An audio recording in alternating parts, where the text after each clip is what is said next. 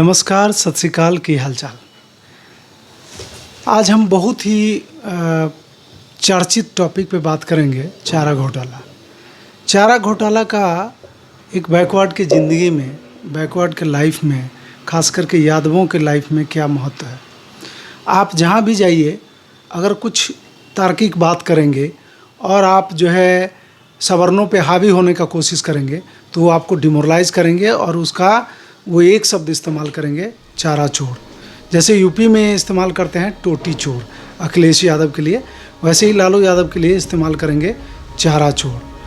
क्या लालू यादव सचमुच में चारा चोर थे?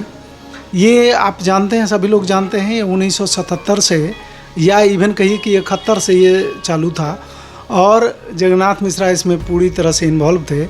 और 90 में लालू जी बने और 93 में वो चिट्ठी लिखते हैं खुद ही कि जो है इसकी जांच हो और सीबीआई जांच हो। और इन्हीं को सारे सवर्णों के पास एक जो है बटेर लग गई थी, जैसे हाथ में हम लोग बोलते हैं कि एक बटेर लग जाना, बटेर लग गई थी। और मीडिया ने इसको ट्रायल करना शुरू किया और सारे जो है एकदम से सजग हो गए और सोचा कि भाई ये बहुत ही अच्छा मौका है कि ये एक बैकवर्ड लीडर को मिलाइन करने का, बर्बाद करने का।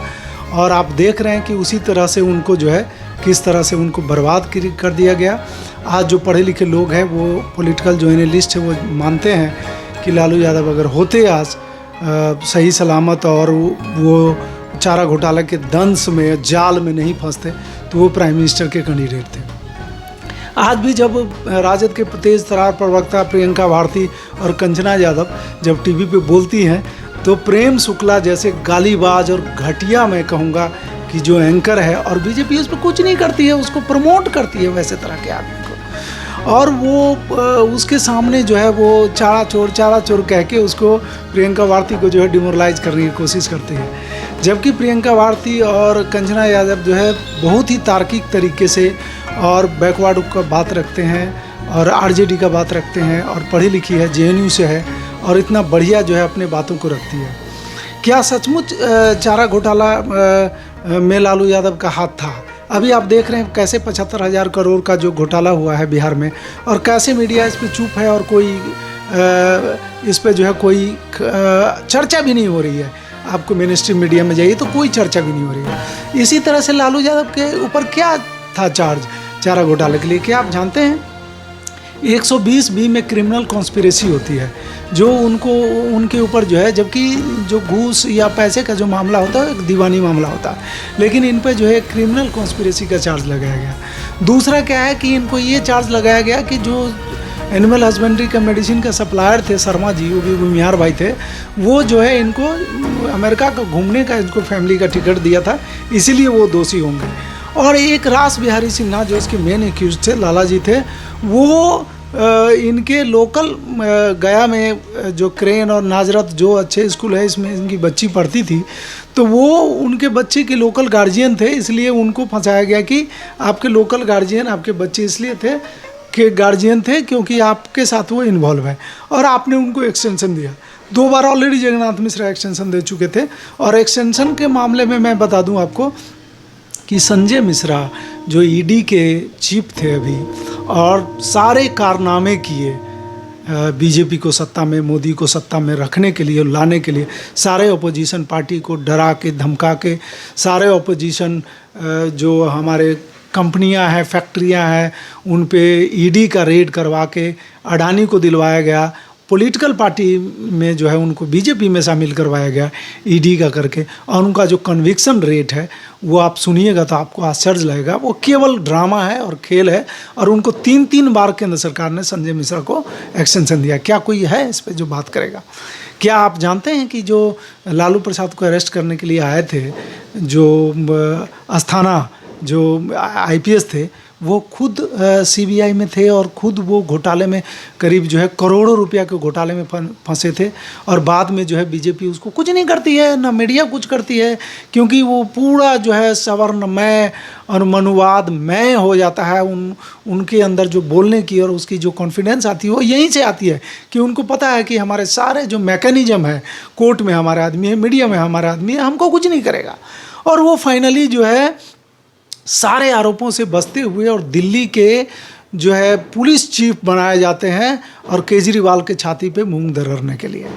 आप अंदाज़ा लगाइए कि अगर चारा घोटाला नहीं होता और लालू यादव नहीं फंसते या बैकवर्ड लोग इस मकर जाल में नहीं फंसते, हम फंसे क्यों? इसका एक सबसे महत्वपूर्ण कारण था कि हम जुडिशरी को बहुत महान और बहुत निष्पक्ष समझते थे।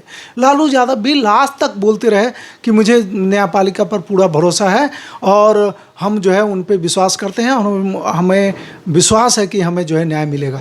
लेकिन भाई न्याय कहाँ से मिलेगा? जो अंग्रेज़ों ने कह गया है कि इनके अंदर न्यायिक चरित्र ही नहीं होती है, वो आपको न्याय कहाँ से देंगे? न्याय का तो सवाल ही पैदा नहीं होता है। लालू प्रसाद की ज़िंदगी को कहिए पॉलिटिकल कैरियर को बर्बाद करने वाले ये मनुवादी आपको न्याय देंगे?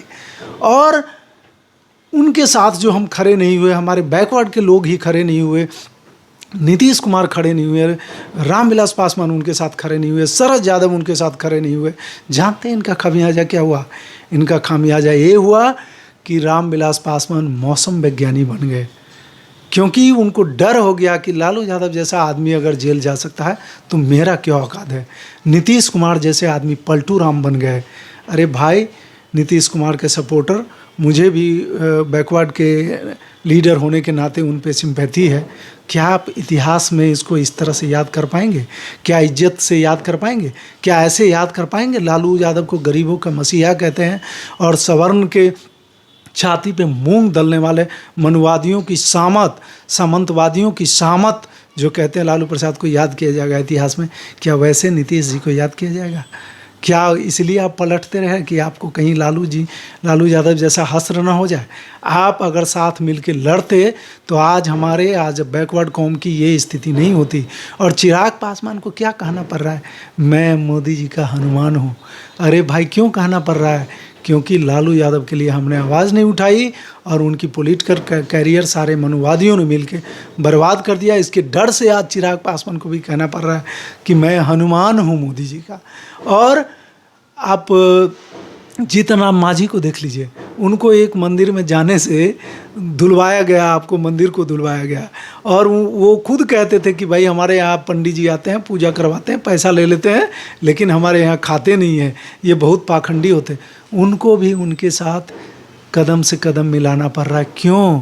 क्योंकि हमने लालू यादव के प्रति आवाज़ नहीं उठाई।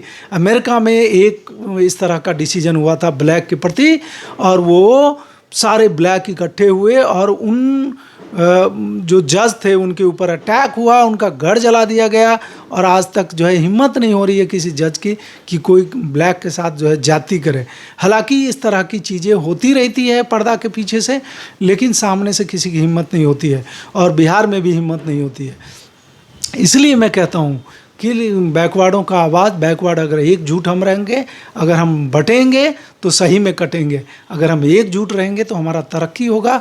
हमारा एकजुटता देख के सामंतवादी ताकत, मनुवादी ताकत धरेंगे। जय हिंद, जय भारत।